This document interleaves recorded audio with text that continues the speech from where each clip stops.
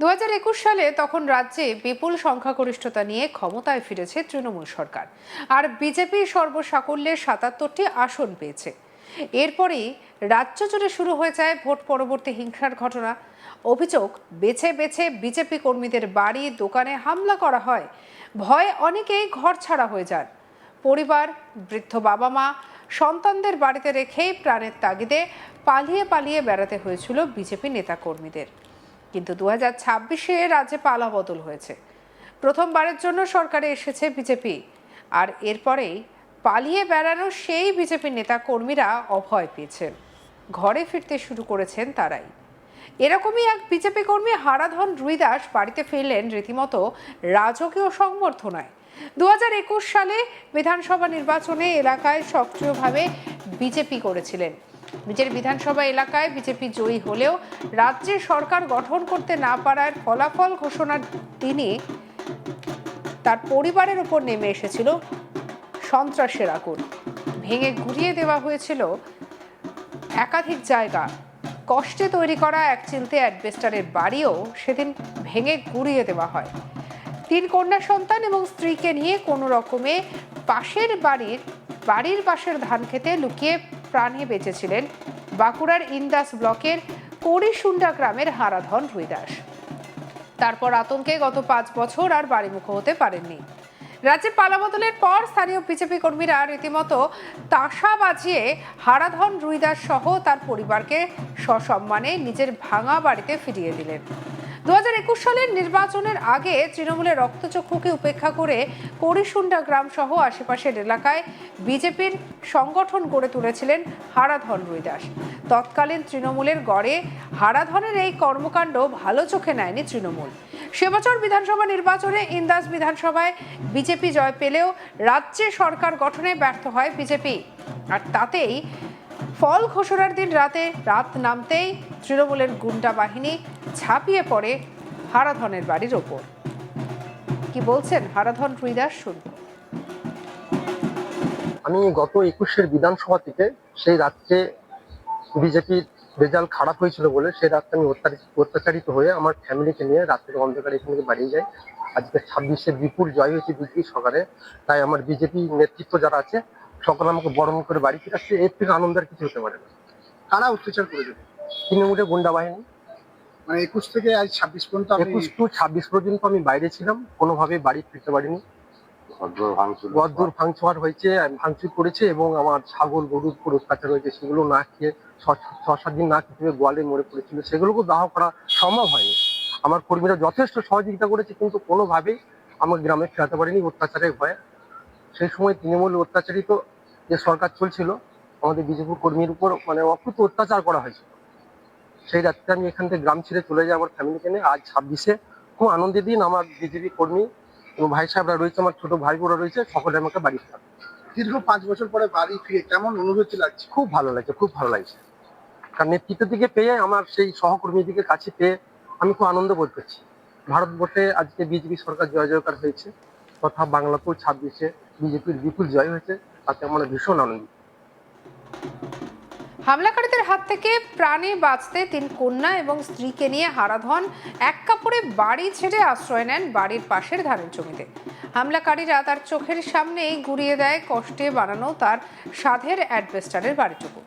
বাড়িতে ফিরলেই প্রাণ যাবে এই আশঙ্কায় আর বাড়িমুখ না হয়ে প্রথমে দূরবর্তী গ্রামে এক আত্মীয়র বাড়িতে আশ্রয় নেন হারাধন। পরবর্তীতে সোমসার গ্রামে বাড়ি ভাড়া নিয়ে পরিবার সহ থাকতে শুরু করেন। অভিযোগ, তাতেও রেয়াত করেনি তৃণমূল। ক্রমাগত মিলতে থাকে খুনের হুমকি, আর এভাবে 5 বছর কোনো রকমে কেটে যায়। ভাবেননি আর কোনোদিনও নিজের বাড়িতে ফিরতে পারবেন। তবে 2026 সালে রাজ্যে পালাবদল হতেই বাড়িতে ফেরার আশা ফের জেগে ওঠে। বিজেপির স্থানীয় কর্মীরা তার সঙ্গে যোগাযোগ করে তাকে বাড়িতে ফেরানোর উদ্যোগ নেন, আর এরপর হারাধন ও তার পরিবারের সদস্যদের রীতিমতো তাসা বাজিয়ে মালা পরিয়ে সসম্মানে বাড়িতে ফেরান স্থানীয় বিজেপি কর্মীরা। ভাঙা হলেও দীর্ঘ 5 বছর ঘর ছাড়া থাকার পর নিজের বাড়িতে ফিরতে পেরে চোখে মুখে স্পষ্টতই খুশির ঝলক হারাধন রুইদাসের। স্থানীয় বিজেপি নেতৃত্ব থেকে শুরু করে স্থানীয় বিধায়ক সকলেই দলের জন্য হারাধনের এই কৃচ্ছ সাধনকে স্যালুট জানিয়েছেন। কি বলছে নির্মল ধারা, শুনবো। তৃণমূল সরকার আসার পর থেকে অনেক মানুষকে ঘরছাড়া করেছিল, ঘরছাড়া করা হয়েছিল এবং অনেক মানুষকে শহীদ করেছিল।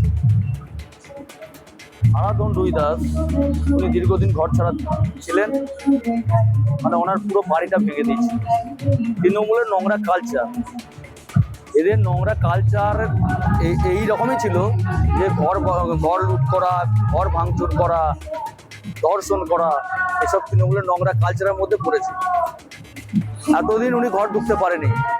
আজ বিজেপি সরকার আসার ফলে ওনাকে সসম্মানে ওনার বাড়িতে আমাদের ভারতীয় জনতা পার্টির কর্মীরা ওনার বাড়িতে ওনাকে প্রবেশ করা।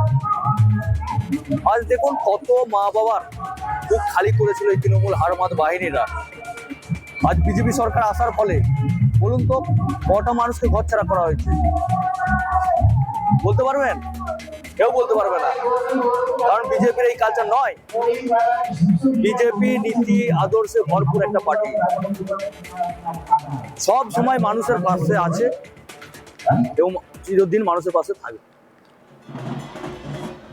বিজেপি কর্মী উত্তম সরকার কি বলছেন শুনবো। 21 নির্বাচনের পরে যে তৃণমূলের সন্ত্রাস এবং লুটপাট, বাড়ি থেকে বলুন, নারী থেকে বলুন, যেভাবে তৃণমূলের সন্ত্রাস লুটেরা যে নারী নির্যাতনের, বাড়ি থেকে ঘর ছাড়া করে দেয়। 21 সালের পর থেকে 5-6 বছর ঘর ছাড়া, বাড়ি থেকে ঢুকতে দেয়নি। আজ দীর্ঘদিন পরে আমার কৈশুন্ডা পশ্চিম পাড়ার হারাধন রুই দাস আজ বিগত 6-7 বছর পরে বাড়িতে ফিরেছে। এর জন্য আমার ভারতীয় জনতা পার্টির কর্মীরা খুবই আনন্দিত। আজ 15টা বছর অপেক্ষা করা, আজ ভারতীয় জনতা পার্টি পশ্চিমবঙ্গে সরকার গঠন করেছে, এরই উল্লাসে আজ ভারতীয় জনতা পার্টি তাকে ফের বাড়িতে ফিরিয়েছে। এটাই 2021 সালের নির্বাচনের আগে তৃণমূলের রক্তচক্ষুকে উপেক্ষা করে কড়িশুন্ডা গ্রাম সহ আশেপাশের এলাকায় বিজেপি সংগঠন গড়ে তুলেছিলেন এই হারাধন রুই দাস। তৎকালীন তৃণমূলের গড়ে হারাধনের এই কর্মকাণ্ডকে ভালোভাবে নেয়নি তৃণমূল।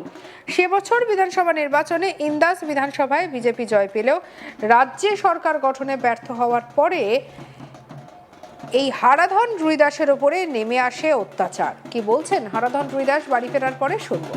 আমি গত 21-এর বিধানসভা থেকে সেই রাত্রে বিজেপির রেজাল্ট খারাপ হয়েছিল বলে সেই রাত্রে আমি অত্যাচারিত হয়ে আমার ফ্যামিলিকে নিয়ে রাত্রের অন্ধকারে এখান থেকে বাড়িয়ে যাই। আজকে 26-এ বিপুল জয় হয়েছে বিজেপি সরকারে, তাই আমার বিজেপি নেতৃত্ব যারা আছে সকলে আমাকে বরণ করে বাড়ি ফিরাচ্ছে। এর থেকে আনন্দের কিছু হতে পারে না। সঙ্গে রাখুন আজ তাক বাংলাকে। অন্যান্য খবরের জন্য সাবস্ক্রাইব করতে ভুলবেন না।